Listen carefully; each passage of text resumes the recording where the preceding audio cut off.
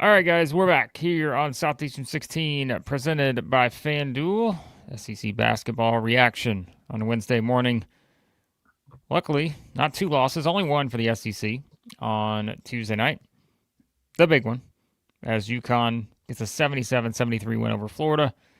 Kentucky, 103. North Carolina Central, 67.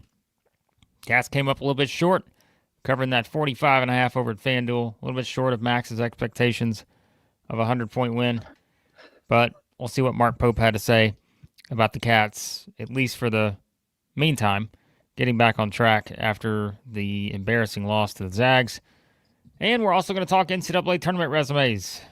Interesting tweet I saw yesterday, Max. Some of you may have seen me retweet it about what the resumes would be right now if we only use the NCAA tournament committee's metrics and what they use to determine resumes. Not eye tests, not all of our nonsense, bias, what the committee actually uses to field a tournament. So we'll get into all that in just a minute. I'm actually very interested for that now, Blake, because I have not seen I didn't see the post.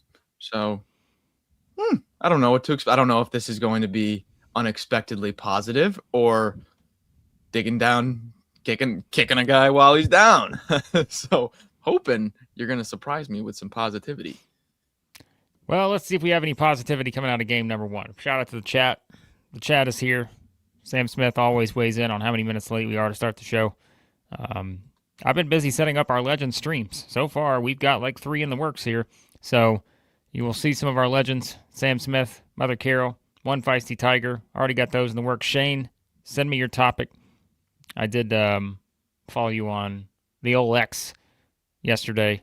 Send me the topic you're thinking for your show. Big Gator EJ, you do the same. We'll get those shows lined up, hopefully before the end of the year, to get it going. So, all right, Max, 77-73, UConn gets the win. The Huskies moved to 9-1. The defending national champions dropped to 5-4. I would say my biggest takeaway, Xavier Lee scores 19 in this one, played 38 minutes. 5 of 14 from the floor, but 6 rebounds, 5 assists, 2 steals. You kind of wanted to see this. I know he didn't make the threes, but guess what? Spoiler alert, Florida didn't make threes again.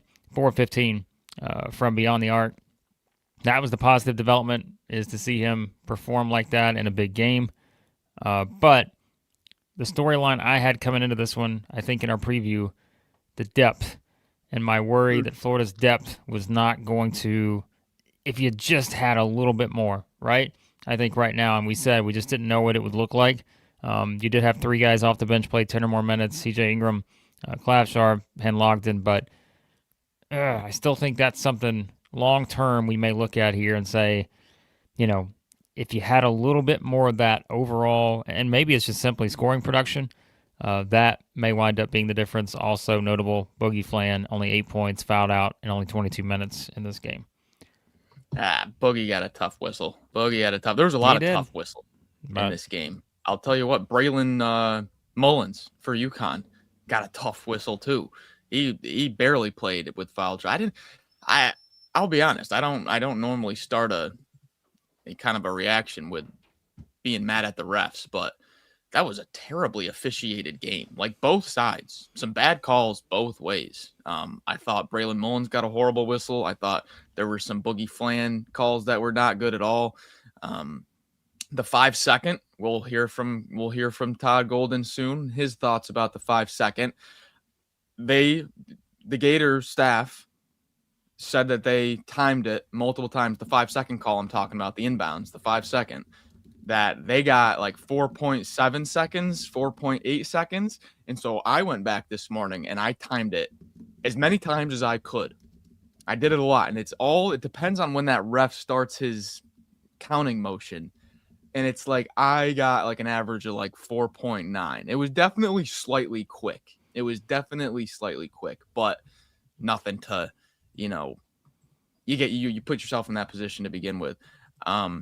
We mentioned the preview, Blake. Florida shot 40-something% in the March Madness game last year. Wouldn't expect 40-something% this time. And what do you know? 4 of 15, 26%, while UConn, and mainly behind some big-time Caravan second half threes. Holy smokes, were those in big moments. 8 of 18, 44%. The offensive rebounding advantage for the Gators. It didn't mean too much when you're not putting the ball in the basket, Blake. Yeah, it doesn't. And I mean, we say that about Tennessee the other day? Was that the team I'm thinking of? Yeah. They had a lot of offensive rebounds and 23 and had 62 points. So, yeah, I mean, that's the thing is the number is what it is, but you've got to convert those into more points. And we knew this would be a tough matchup just from just the way UConn plays. Like, I think that's just, they just have a very sort of distinct style, and kind of what you're going up against, and what I think Dan Hurley is good at in terms of figuring out exactly how to defend teams, but also, sometimes just put teams in a position where they're kind of their own worst enemy. And I think, that's just kind of what they do. And so, yeah, I mean, when you consider, again, a bit of a gap there, when you've got Caravan and Ball knocking down shots consistently from the perimeter, and you just don't have that. I mean, Tommy H, goes 3 of 5, but that was it in terms of like just any consistency beyond the arc. And I think that's, if we're looking at it for Florida, I think that's going to be the thing where if they go on the road in some of these games in SEC play, and I know the league has been down a little bit, but if you start to go on the road, let's say there are some teams who are just going to sit back and say, we're just going to dare you to see if you can. We just want you to shoot as many threes as you can. Good on Florida for only shooting 15 in this game, not going 25 or 30, because we brought that up too in the preview. If you looked at some of their previous games, you're like, I think they're shooting too many threes for a team that just can't shoot. And so I think that's kind of something too. And I mean, that's been the theme, right? You look at the 4 games they've lost: 26% from 3, 28% from 3, 25% from 3, 27% from 3. So I mean, it's kind of as easy as that in some of these big games, is that they just have not had that element of being able to, consistently beat you with anything other than attacking the rim, getting offensive rebounds, getting to the free throw line. And I mean, that path's good enough. But to win games like this, like you got to have that element. And right now they don't. What is Florida? I think Florida now is probably the best 5-4 team I've seen. They've lost by altogether it's 15 points, I think. 4 against 6, UConn. 4, 7, or 6, 4, 1, 4. Whatever the heck that is. Yeah. That's how much they've lost to combined games, and they're all top 5 teams. You'll hear from Todd. You know what? Heck, well let's just pull up what Todd Golden had to say. Quick little clip here after the game.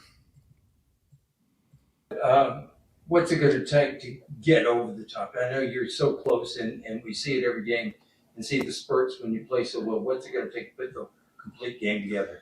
Well, the challenge that we put in front of ourselves, playing Arizona and Vegas, going to Duke, playing UConn here at MSG Stores South or whatever they call it, we put ourselves in some really tough spots to prepare ourselves, for the rest of the year. And obviously we would have liked to win one of these. But the great thing for us is, I think we're through the toughest part of our schedule. And that's not a knock to anybody that we're playing moving forward, but we're not going to, play. We don't have a top 5 team left on our schedule right now moving forward. So I think a combination of us improving in the areas that we know we need to be better. I thought we did a better job taking care of the ball tonight. We got to shoot a little bit better, and we got to capitalize on our second chances. I thought that was a big part of why we weren't able to become victorious tonight. John. So there you hear it from Golden himself. A little bit of everything, combination of a few different things. And I think another quote he had from the press conference, Blake, was just 5% better. 5% better by SEC play, and we'll be where we want to be. I mean, as poorly as they've shot, 27.3%, Blake, is the worst high major 3-point shooting percentage in the country. And it's the worst high major 3-point percentage in the country by a good margin. I think it's Syracuse is the second worst, and they're at 29%. So it's a 1.7% difference between the next worst high major, and they're losing these games by 1-2 possessions. You're watching that game, that UConn game at halftime. You're like, man, we're down by 7. I feel like the Gators have played the better the better game. UConn just hitting tough shots. UConn was, I mean, Mullins, some tough mid-range shots in that second half. The production off the bench, Billis probably talked about UConn's production off the bench more than he talked about anything else the whole night. So I think that was really the difference. The front court was fantastic. You couldn't make some shots. UConn made more shots. Yeah. Well, again, it's going to be interesting to see Florida go into SEC play, in kind of a spot where they don't really have any signature wins. And I think that's, kind of been the story of the SEC. Florida's still 22 in the net right now. 1-2 in quad 1, 1-1 in quad 2 games. So, again, all things considered, or actually this isn't updated, so they'd have another in quad 1. But yeah, so I mean, all things considered, it's not a bad place to be. It's just you're left feeling a little frustrated knowing how close some of these games were. And you mentioned it. I mean, they've got a bit of a tricky game on Saturday against George Washington, who's 8-2. That game in Sunrise, and Florida should win the game. Don't get me wrong, but that's a pretty good offensive team in George Washington. The Revolutionaries come out, and all of a sudden they're making shots, and Florida's not. Look out. You may have a game on your hands, but just something to consider. I think one more thing that we can kind of start talking about with Florida coming out of this game is they don't have a closer. And I feel like that's going to be a talking piece when these big SEC games, and since you lost a lot of the big ones in the non-conference, you're going to need to capitalize to help your seeding. The closer, you just saw, and it doesn't have to be a point guard, right? I mean, Boozer can do it for Duke. You saw the BYU Clemson game. Holy smokes, what a comeback in that game. That was incredible. But Dibansa closing it down the second half, going one-on-one. He can kind of do those mid-range fall away jumpers. Tommy H doesn't really have that offensive skill set that Dibansa and Boozer have. They're not, both kind of playing that wingish, can do a little bit of everything position, but different skill sets. And you saw down the stretch there against UConn, and I thought the bigs were like who you'd want to go to close it. Dump it down to Condon or Chinyelu and get a little one-on-one action around the rim. Whereas, most of these other top teams, they're going to some sort of specific action to get a player going downhill. Florida, it seems like it's more of can Condon or Chinyelu, get good deep position. And it's like, that's tough to go to, with 30 seconds left, you need a basket. I think this will pay off for Florida eventually. I'm not saying they're going to get back to the national title game. I'm not saying they're going to, even win the SEC, honestly. But I think this is going to pay off for them, because it will be kind of, the debate everyone has every year. It's these games will do something for them, even though they've lost them.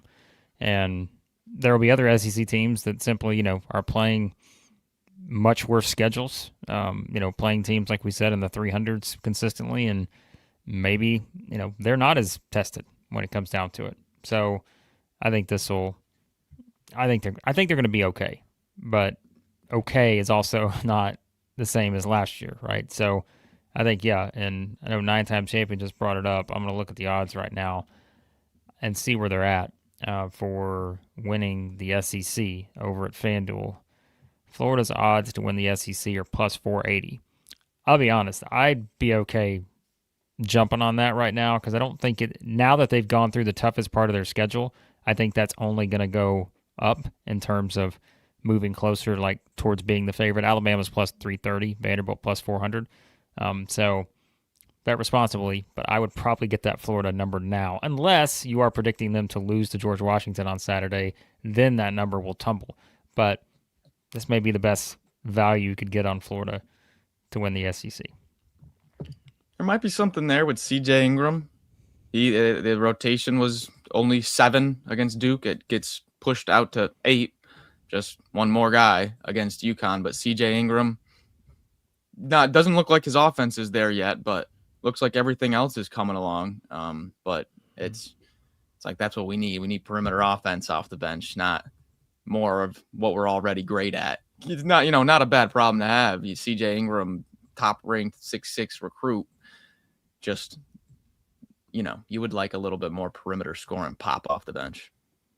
Yeah. And if you look at Florida's SEC schedule, if they win the opener at Missouri, I'm not saying they're going to win the rest, like their next 7, but man, the path is there. The toughest game probably on their schedule after at Missouri is going to be at Vanderbilt on January 17th. Home games against Georgia, Tennessee, LSU, Auburn, then at South Carolina after that. So like January is a very winnable month for the Gators, and that's why I think they should, assuming they go out and take care of business on Saturday against GW, if they're in a groove heading into SEC play, let's say win the next 4, all of a sudden, like I don't look now, but I don't be surprised if we're looking at the standings come February 1 and they're right there at the top or tie with somebody, which could be the team they play on February 1 in Alabama. Don't be shocked by that.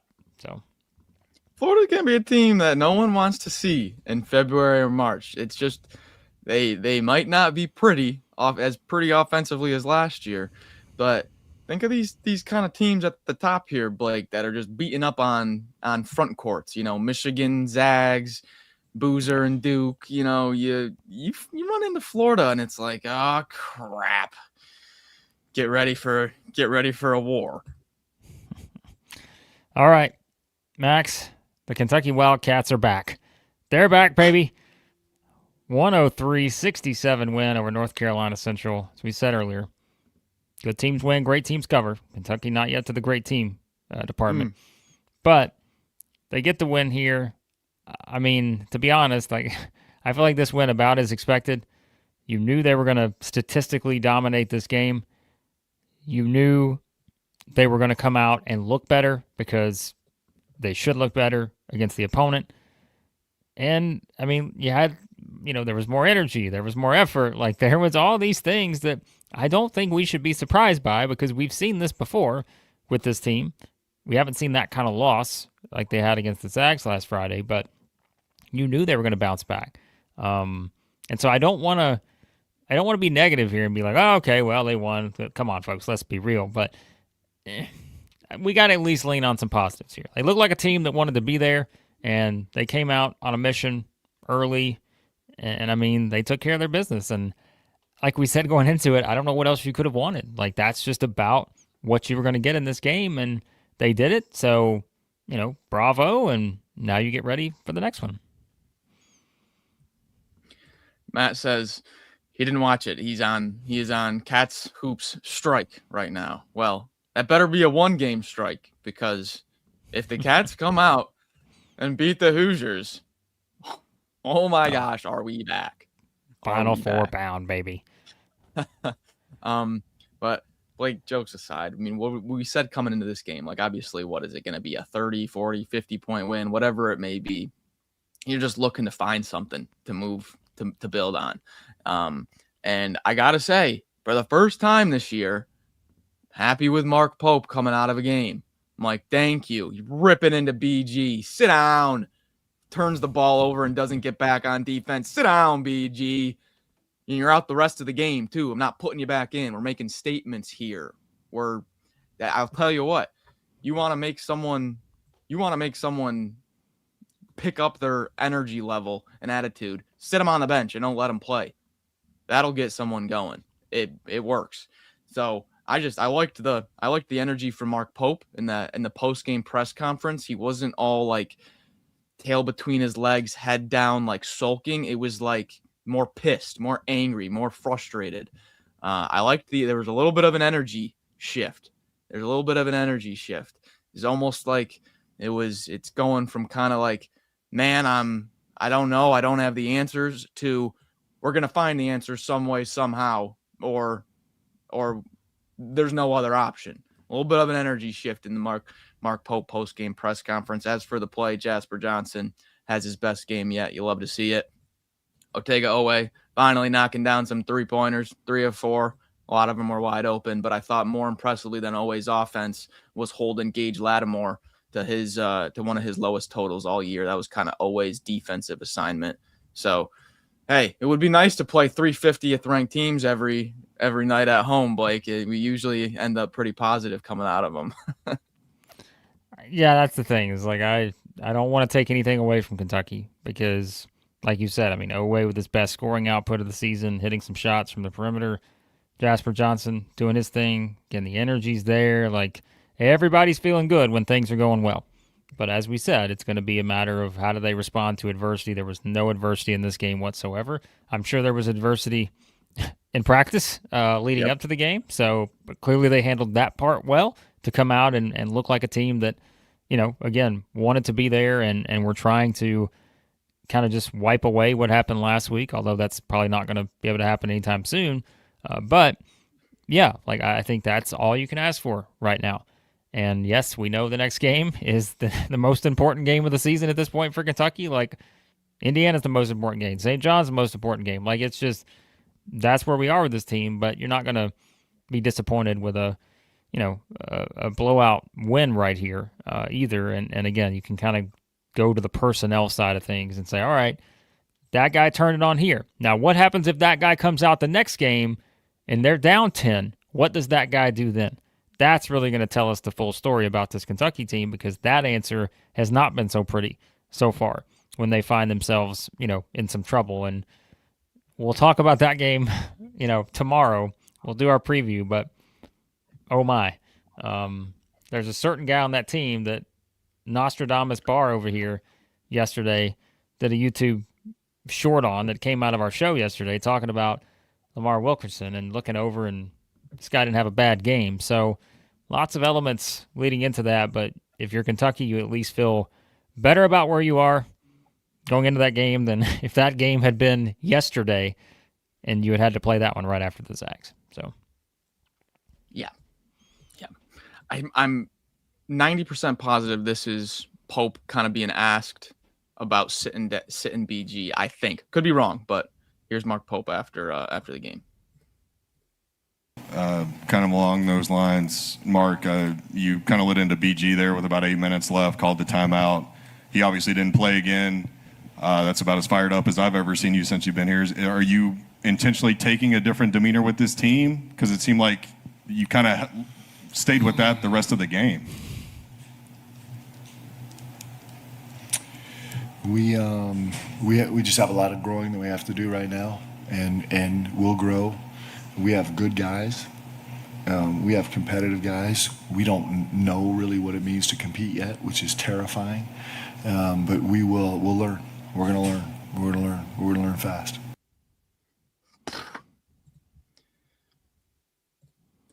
Pretty a little bit of a different demeanor than the past few weeks. You can tell the patience is at zero. We're going to learn fast, or you're on the bench and you're not playing the rest of the game.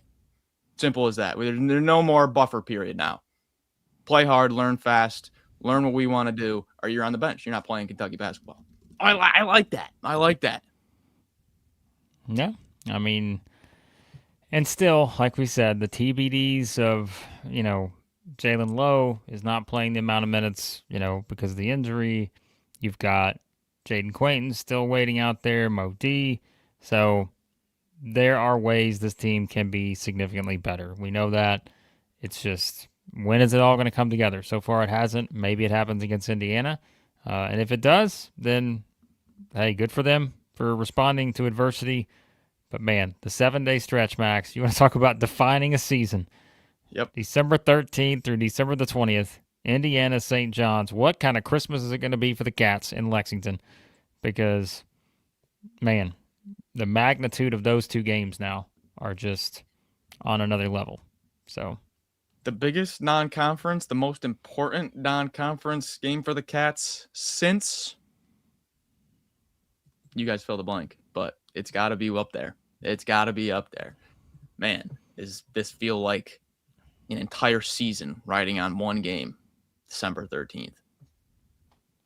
Yeah, and I think, we had talked about, someone had mentioned, like, hey, Indiana's not playing well.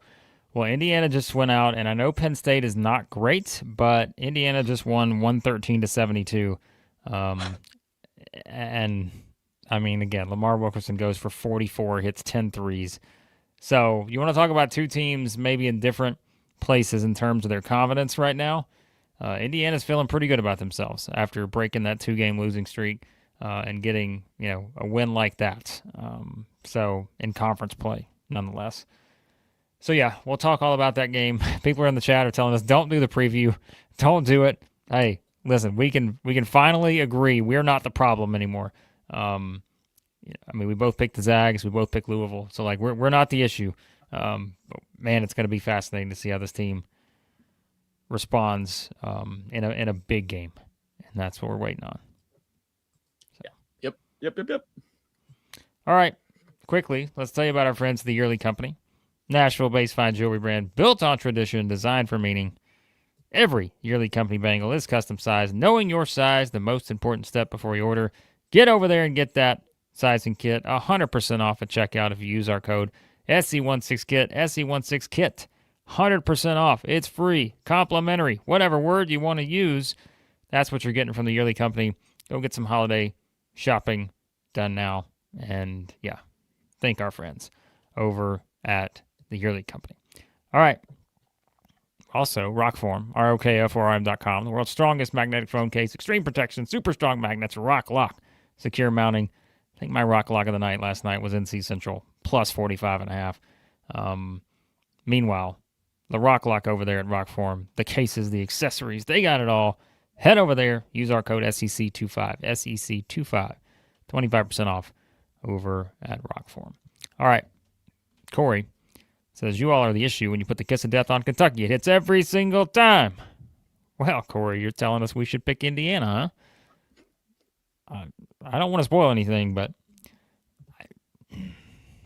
somebody's going to have to convince me to pick Kentucky. We'll see. I'm already feeling a little crazy for that game. I think, Max Barr, you just watched that Mark Pope press conference, and if we had to pick right now, you'd pick the Cats by 15. I would. I would. I would. I texted what do you think Blake the line's going to be? What do you think the line's going to be? I think, well, the analytics have it Indiana by 4. I know. No, wait, has Kentucky by 4.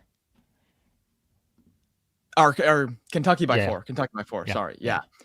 But with how low the public is on Kentucky, I wouldn't be shocked if that is just like 1 or 2. Maybe a closer to a pick 'em than it is like 4. I feel like people would have a hard time laying like a minus 4.5 with Kentucky against anybody that's a good team right now. Especially coming off that Indiana game. That's the thing. Yeah. And again, some of that's going to be overreaction because Indiana's not going to score 113 every night and Wilkerson's not going to have 44 every night. But yeah, I'd be curious once that line comes out, which it won't come out until when? Friday? Curious to see on that. All right. Let's get to the NCAA tournament resumes. By the way, speaking of odds and stuff, Michigan's now plus 400 to win the national championship. That is wild. That's crazy.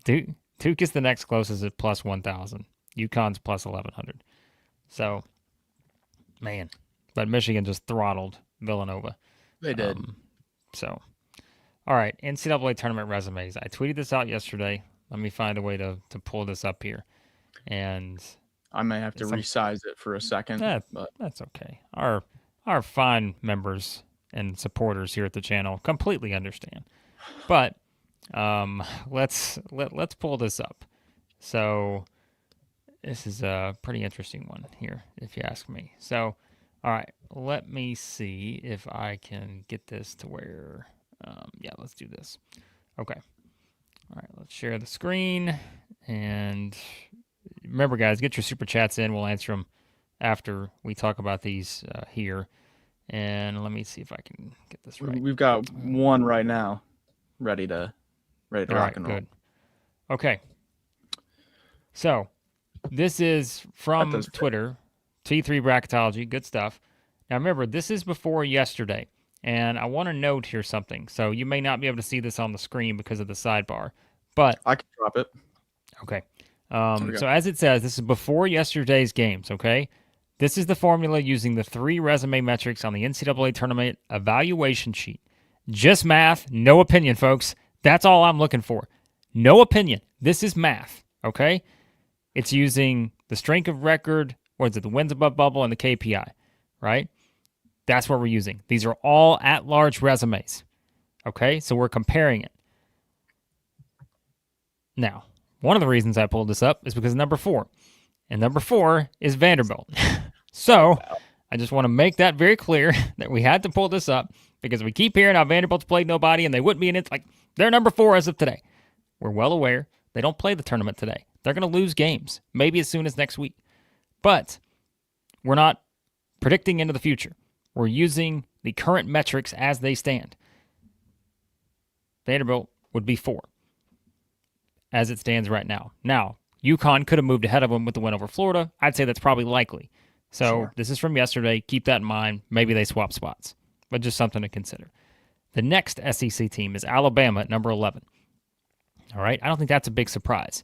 No. Maybe surprise some people that there's a little bit of a gap there, but it's not because Vanderbilt is so high in the metrics because they've been walloping people by an absurd amount of points, including 4 top 50-ish type teams, top 60th teams, whatever it is. So Alabama's at 11. You've got the next SEC team. Keep going, folks. Keep going. Keep going. Because you got to go all the way to 27 to Auburn. Unless I've skipped over somebody, Max. Let me know if I have. But nope.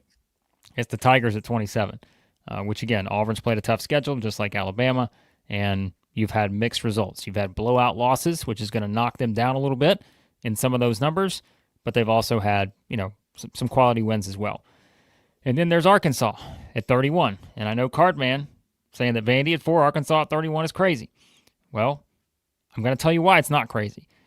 Because with Arkansas, you have not a problem, but you have a pretty clear divide. They have a great win against Louisville. They also have close losses to Duke and Michigan State. But they also have a too close of a win for the metrics liking. Yes. 4 against Samford and 1 against Winthrop, who are teams that are beyond, the 100 and whatever plus threshold. So that's why Arkansas, as of right now, would be a little bit lower because you haven't beaten the teams you should have beaten by more points, and that's going to come back to meet you in the middle, even with a great win and some close losses against good teams. This is why beating the analytical spread early in the season is so important. This right here is why. Because if you beat that analytical spread, doesn't matter if you win or lose, really, in today's day and age, does not matter. If you just beat the projection and you keep beating the projection and you beat it by a lot, you're going by the math, you're going to have a good resume. But I had a double take. Is that the St. Bonaventure Bonnies at 29? What is Woj doing over there in Western New York? He's sending out some notifications. I'll tell you that. There's plenty of people getting notifications on St. Bonaventure right now. Let me find them. Where are they? They're 9-1 on the season. Their only loss is by 15 in North Carolina. They're a strange one because they have a lot of close wins, but I think part of it is maybe they've just outperformed in some of these games. But even that, it's not like they've beaten anybody they beat Bloomsburg by 40. That's what that may have been the difference maker right there. So, but I don't know. But look, like we say too, this is why we bring it up because these are important. And I keep saying, if you want to know why the SEC was the SEC last year, it's stuff like this on December the 10th. You can't just eliminate you're not going to all of a sudden drop Vanderbilt from 4 to 100 if they lose 2 or 3 games in a row. It's important to be where they are right now because even if you lose some games, you're not taking a significant drop here.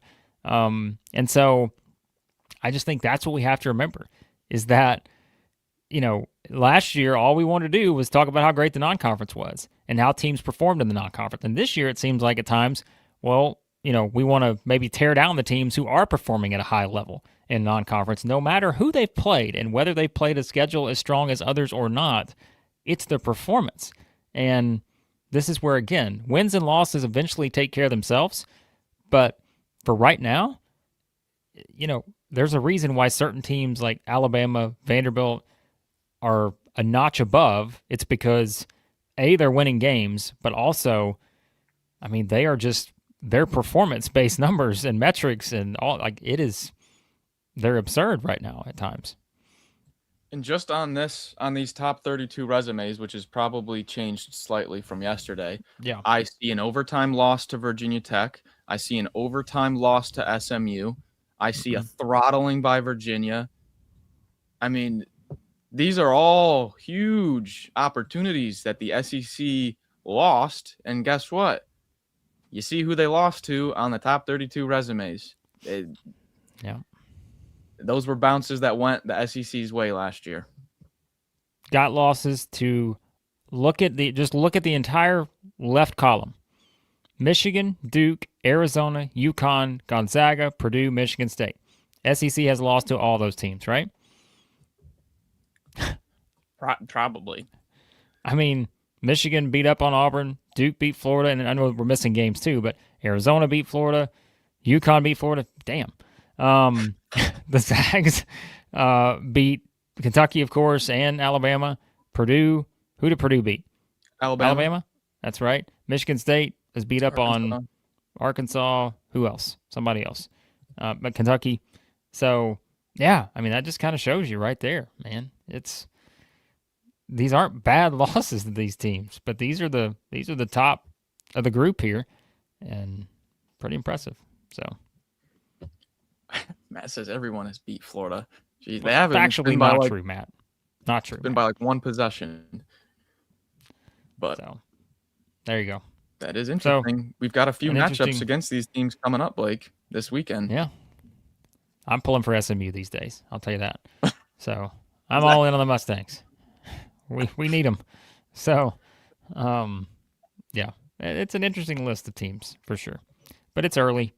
But these games, by the way, do matter. They do still matter. I promise. The committee's not going to say, you know what, we're going to just pick your resume after December 10th. So, not true. Interesting. All right. Interesting. There you go.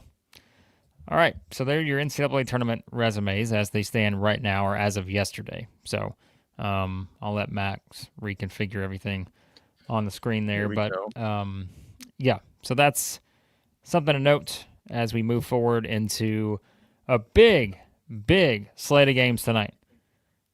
No one plays tonight. There's not a single team in action tonight. By the way, we did somewhat laugh yesterday. We forgot to mention we did not bring up Texas's 95-69 win against Southern. And the reason why is, in all honesty, we simply forgot as we were going through the stream. And it seemed like a lot of people forgot that Texas was playing Southern because there was about 30 people in the crowd from that visual that spread on Twitter. Yeah. Man, brutal. So. I know. It was like not too long ago, the Moody Center. And I know, I mean, Southern, if it was finals week or students were there, students weren't there. There's multiple variables that go into it. But, I mean, when Beard had that Marcus Carr, Serge Rice, Dylan DeSue, Teddy Allen, that team, Christian Bishop, the Moody Center was a madhouse. They would all have like the pool, whatever those things, the noodles. They would all have the noodles, and the student section would just look berserk. Much different atmosphere nowadays. Speaking of Texas, I mean, they until Saturday are really the only team with a meaningful game because Missouri is going to host Alabama State tomorrow night, 7 p.m. Central Time in Como. Tickets as low as $5 according to ESPN. Get in on the action on that one. But Texas does go to UConn on Friday. I don't like that setup for the Longhorns. Not going to lie to you. I think that could be a tough one. But, yeah. But then Saturday is where the action really picks up. We have got a loaded slate on Saturday, and that's why you will get some of our previews tomorrow for some of these top games. Texas Tech and Arkansas, a rematch. We know how that one went. You've got, who's the other big one? Kentucky, Indiana, and, of course, Alabama, Arizona is your main event on Saturday. So we'll have single video previews for those three games as of right now. I don't envision us adding another just because those are really the easy headliners of the weekend. And yeah, so we'll kind of see how that unfolds. But a big Saturday, Big Saturday for the SEC. God, I mean, I'm going to give you the rest of the schedule, and you're going to say, Max, got to have that win. Got to have that win. Oklahoma and Oklahoma State. Oklahoma, got to have that win. Yep. Georgia, Cincinnati. Got to have that win for Georgia. Yep. Florida, George Washington. Got to take down the first president of the United States of America. Tricky one. Ole Miss, Southern Miss. Come on. Got to have it. Auburn, Chattanooga. In Atlanta. Got to have it. Boy, I tell you. Oh, Chattanooga fans. You got to drive through Chattanooga in that traffic, and you got to go to Atlanta for that traffic. Ugh. Oh, a double whammy there, if you ask me. Then Vanderbilt, Central Arkansas. Got to have that one.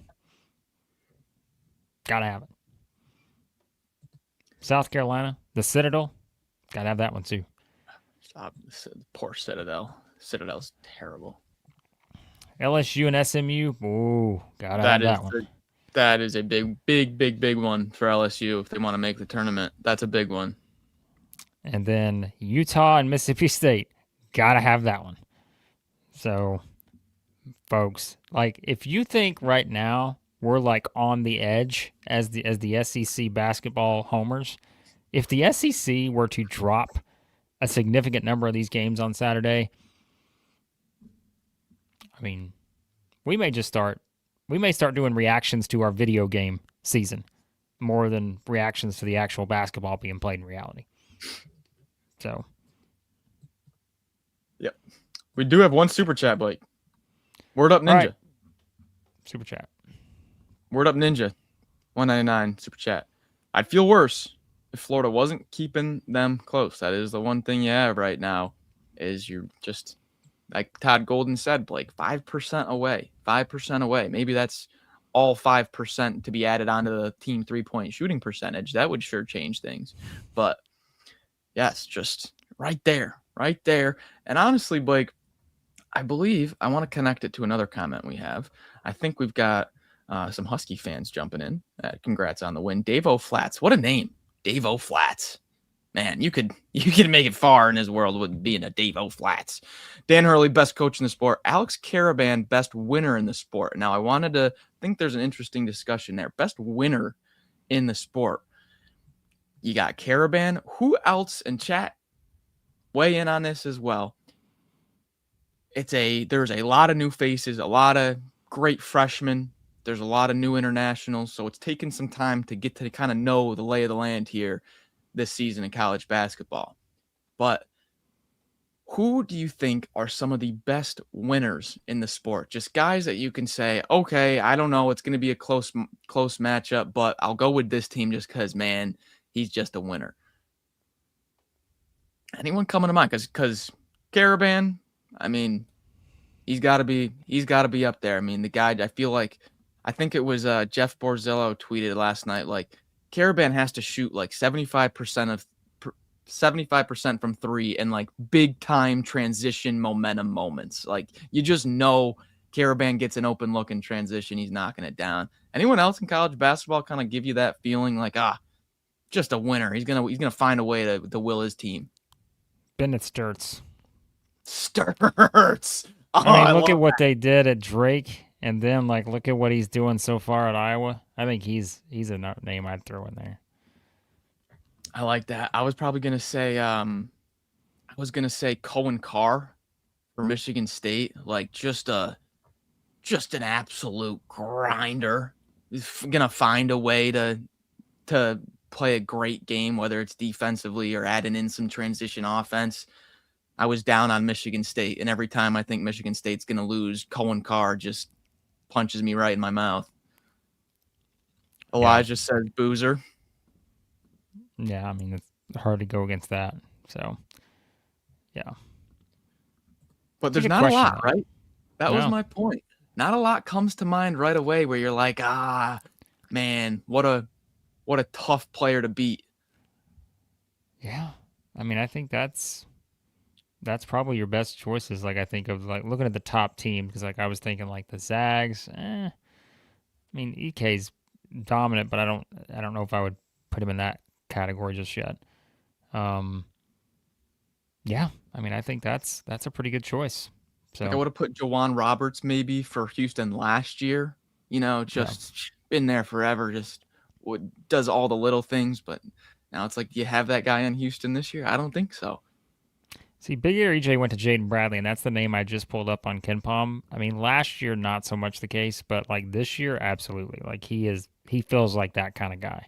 He does. And not saying he played bad last year. They just, they lost more games and all that. So if we're using that criteria, that's something to consider. So maybe a Josh Jefferson or a Taman Lipsey, one of the Iowa State All-American candidates this year.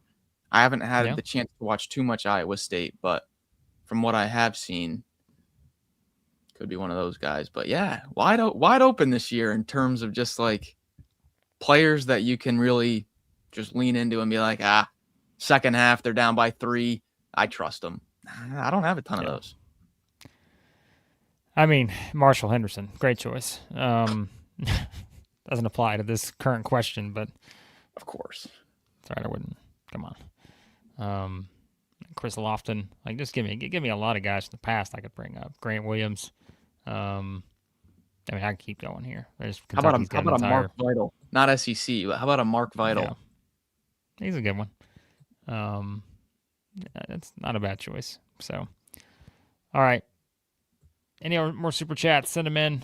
Get them to us on the way out here. 9-time champion earlier, by the way. Bringing up the Rams hoodie. We did bring it back today. Says the exact shade of Big Blue Nation. Something's up. Then he said Max has a Wildcat-esque Puma logo. Knew it. Knew there was some bias involved here. Something's going on. Something's going on with the Cats. Something's happening right now with the homers over here. Well, you're not going to like this 9-time champion. I think we may have had a consensus of picking Kentucky as our College Hoops 2K8 team to try to fix Kentucky basketball. That seemed to be a popular sentiment from the crowd. So we are actually going to try to set that up here in just a bit. Don't know if we'll have that streaming today, but we're at least going to get the setup done. But my guess is by tomorrow we will officially be starting. Maybe today. So you got to be a member. You want to make sure you don't miss it. Because I'm telling you, you hear all of our coach speak here. We're going to take it up to another level when it comes to the seriousness of this College Hoops 2K8 season, where we're going to run a team. We're going to recruit. We're going to win a national championship, or 5 maybe. Yeah. It's going to be something. So, yeah. It's going to be something. Full of winners. Max and I recruiting players. What could go wrong? You're going to see what we really value when we look at the attributes of these guys and what we're going to bring in. I'm bringing in nothing but 3-point shooters. I don't care if they're 4'2". If they can shoot the ball, they're starting and they're playing a lot of minutes. So the great separator is that. So, and this is 2K8, so we don't have NIL. So I'm going to have to get. I'm going to have to get. Please. I'm going to have to get grandma a car. I'm going to have to give dad a house. I'm going to have to do the old school. This is going to be Blue Chips movie times 10. Like, we're going to be handing out all kinds of stuff. I'm going to put some cash in a McDonald's bag. It's going to be tremendous. Yeah. So, it's going to be tremendous. So, all right, you're going to want to sign up for that. You got to be an MVP or legend. So, if you're a supporter right now as a member, upgrade that membership. Only $2 extra to get all of our bonus content, which will include that video game season. It's going to be a lot of fun. All of our other bonus content, our legend shows are coming soon. Sam Smith, Mother Carol, Big Gator EJ, One Feisty Tiger, Shane. Their special shows and topics are going to be a lot of fun to talk about. Those will be coming up as well for our members. You guys support the channel with your super chats, your memberships, all that. So we appreciate you. And yeah, coming up, we'll have our predictions and everything tomorrow. Members, turn on those notifications so you know we drop some bonus content. A couple things coming your way this week at least. And yeah, football stuff. Check out all the predictions for the CFP games already up. And all kinds of stuff on the way. So, one more favor before we head out of here. Let me, Max, entertain the chat for a second. Sure. I was just looking at the Saturday slate. We might have we might do some national predictions as well this week. I mean, there are some huge Saturday games, most notably UCLA Zags in the Seattle Hoops Showdown. Holy smokes, Donovan Dent and those Bilodeau against the Zags. Man, I don't care who you're a fan of. That is going to be great. Late night game too. Get your Diet Summit in. Get your Diet Cola in because you're going to be up all night Saturday night. All right. By the way, be sure to follow us on Twitter if you're not already. I'm going to drop the link on that. We're going to get our Instagram going again. Maybe a new account. I know Big Gator EJ, I think, is the only one that follows us on Instagram from a long time ago. That was like a couple of years ago. We're going to get that going again. But follow us on Twitter right there if you haven't already. And you know what? Since you guys have been great today, you always are, we're going to hand out 5 more memberships. What do you think? Let's hand out 5 more. Let's see who gets them on the way out. We're talking up all this stuff. If Holly doesn't get a membership here, I don't know. There's some YouTube bias going on. There's just no way at this point that Holly would not get a membership. But we're going to find out. Here we go. Sending out 5 on the way out. Here we go. Forget it, EJ. Yeah, that's how you found us, was on Instagram. It's kind of funny. We've done nothing on there for a while. But Country Boy Lee is a member. Howdy's a member. B. Davis a member. Who Dat Fam's a member. And Brady is a member. We got new members here at Southeastern 16. You are now officially a supporter of the channel. Congratulations. Holly, I don't know what's going on. I have no idea. So it'll happen eventually. It'll happen. Mother Carol just handed out 5. Brim, unbiased Brim is here. Hey, Brim. Incredible. Warwick's here. Bacon Bit Studios. Blueberry J, and the one and only Slapnuts. We got 5 new members here at the channel. Incredible stuff. Some of these people may be bots. We don't know, but that's okay. You're our bots. That's the way I see it. So, by the way, if you are what's that? Brim's been here all day. His Hogs are playing the Red Raiders on Saturday, one of the biggest games of the whole weekend. Yes. Yeah, it is a huge game. Big prediction video coming up there. So, big one coming. All right. By the way, if you are a member, you do get 5 memberships per month, I think, to hand out. So, you can do what Mother Carol just did and give out 5 free memberships as well. So, as always, YouTube randomly selects. We do not choose these. It is a random selection. So, there you go. All right. We're out of here. Appreciate you guys. Subscribe, like on your way out, turn on your notifications. All that good stuff. More SEC basketball on the way. Enjoy the games tonight. Nobody's losing. Nobody's losing. It's going to be a great night. Nobody's losing tonight in the SEC. All right. Thanks, guys. We'll talk to you soon here at Southeastern 16, presented by FanDuel.